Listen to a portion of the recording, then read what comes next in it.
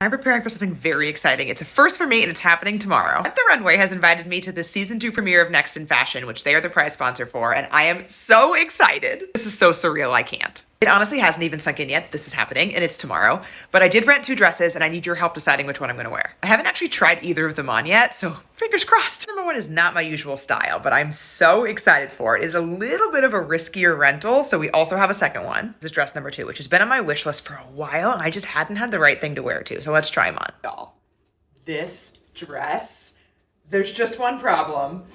Oh, it's so stretchy, it fits, but I can't zip it up by myself. I'm trying to hold it closed. I'm using my butt as the anchor. Come on. Oh, it's like too stretchy for this to work. Come on. I just want to be sexy in the dress.